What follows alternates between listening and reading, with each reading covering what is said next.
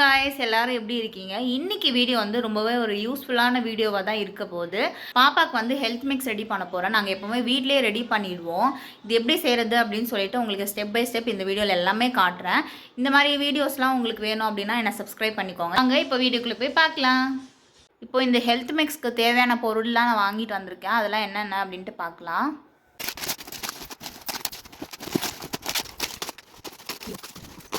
கூழ்மா வரைக்கிறதுக்கு இவ்வளோ பொருள் வாங்கி வச்சுருக்கேன்.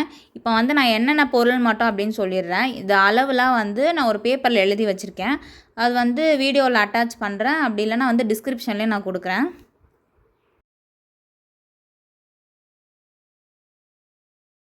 ஒன்றரை கிலோ ராகி, கொண்டக்கடலை, அப்புறம் வெள்ளை அவல், கருப்பு கொண்டக்கடலை, கொள்ளு, பாதாம், பிஸ்தா, கருப்பு உளுந்து, வால்நட்டு, சுக்கு, மைசூர் தால், அப்புறம் ரெட் அரிசி, வேர்க்கடலை, பச்சை பயிறு, இது வீட்டுக்குன்னு வாங்கியிருக்கேன். இது வந்து தினை, கருப்பு கவுனி அரிசி, கம்பு, அப்புறம் சோயா பீன்ஸு, இது வந்து சோளம், பொட்டுக்கடலை, கோதுமை, வால்நட்டு, ஏலக்காய், வெள்ளை எள்ளு, குதிரவாளி, முந்திரி, அப்புறம் வரகு. ராகியில் நிறையா அழுக்கு இருக்கும் அப்படின்றதுனால அது மட்டும் தனியாக கழுவிக்கு எடுத்து வச்சுருக்கேன்.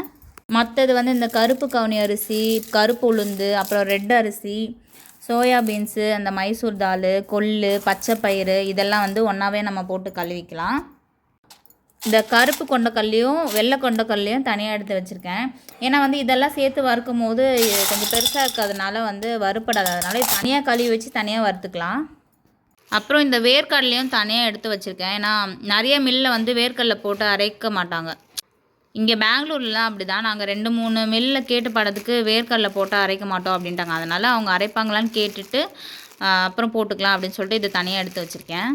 இந்த வால்நட்டு, பிஸ்தா, பொட்டுக்கடலை, ஏலக்காய், பாதாம், எள்ளு, சுக்கு, வெள்ளை அவல், இதெல்லாம் கழுவ வேண்டாம். மற்றதெல்லாம் நம்ம கழுவி காய வச்சு வறுக்கும் போது இதையும் சேர்த்து வறுத்துக்கலாம்.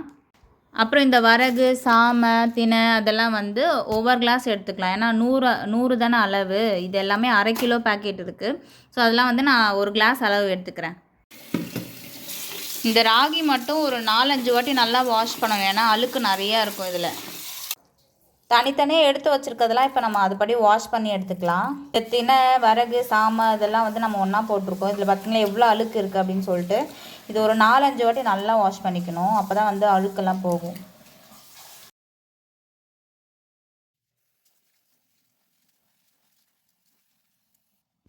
நம்ம வாஷ் பண்ணது எல்லாமே இப்போ தனித்தனியாக அதுபடி காய போட்டுக்கலாம்.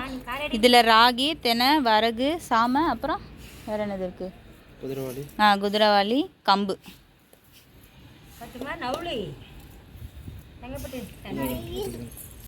இது யாருக்குமா? அப்பாக்கா? உனக்கு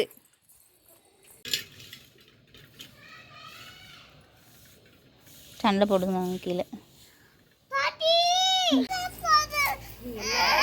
கொஞ்சம் கொஞ்சம் கூட வகையில கொஞ்சம் போடுறோம்.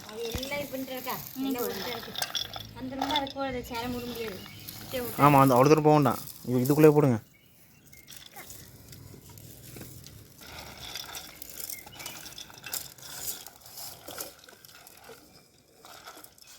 அதெல்லாம் கூட ஒன்றா வரத்துல. இந்த கொண்டக்கடலை தான் ஒன்றாட்டி சவுக்குன்னு இந்த வெள்ளை கொண்டக்கடலை.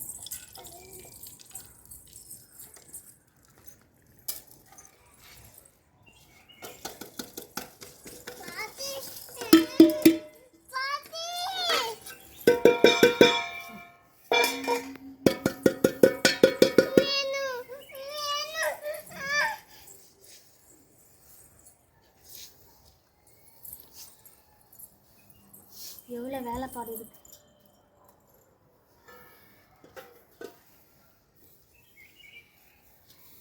கட்டுமா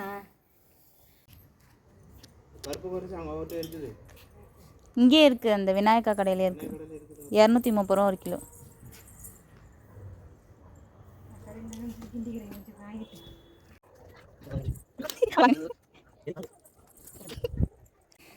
இப்போ இதெல்லாம் நல்லா காஞ்சிடுச்சு. நான் சொன்ன மாதிரி கருப்பு கொண்டக்கடலையும் வெள்ளை கொண்டக்கடலையும் மட்டும் தனியாக வச்சுருக்கேன். இதில் வந்து கம்பு, தினை, சாமை, வரகரிசி, குதிரைவாலி இருக்குது. இதில் வந்து மற்ற பயிரெலாம் இருக்குது. இப்போது இதோட மெயின் டாஸ்கே வந்து வறுக்கிறது தான். இது எப்படி வறுக்கிறதுன்னு சொல்லிட்டு பார்க்கலாம். இப்போ நம்ம ஃபஸ்ட்டு கருப்பு கொண்டக்கடலையும் வெள்ளை கொண்டக்கடலையும் வந்து வறுத்துக்கலாம். அதை ஃபஸ்ட்டு சேர்த்துக்கிறேன்.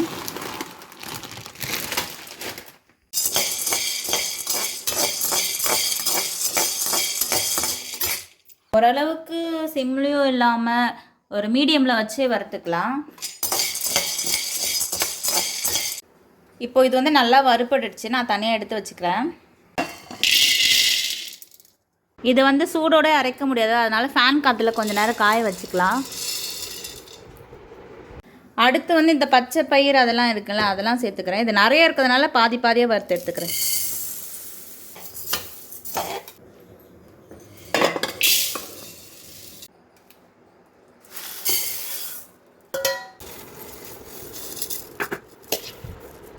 இப்போ இந்த ராகி, தினை, வரகரிசிலாம் இருக்குல்ல, இதுவும் வந்து நிறையா இருக்குது. அதனால் 2 பேட்சாக வந்து பிரித்து வறுத்துக்கலாம்.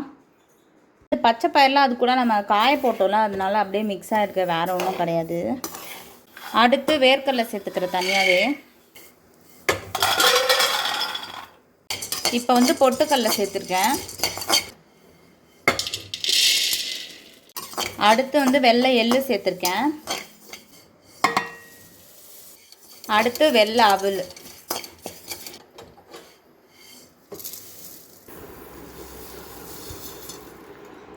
நம்ம வறுக்கிறதுல ஃபைனல் பார்ட்டுக்கு வந்திருக்கோம். இதில் வந்து பாதாம், முந்திரி, பிஸ்தா, அப்புறம் வால்நட்டு, ஏலக்காய், அப்புறம் சுக்கு மட்டும் இடித்து போட்டிருக்கேன். இதுவும் நல்லா வறுத்து எடுத்துக்கலாம். இதுவும் நல்லா வறுத்துடுச்சு. அவ்வளோதான், நம்மளுக்கு எல்லாமே வறுக்க வேண்டியதெல்லாம் முடிஞ்சிச்சு. இனிமேல் அரைக்க வேண்டியதான் பாக்கி நம்மளுக்கு.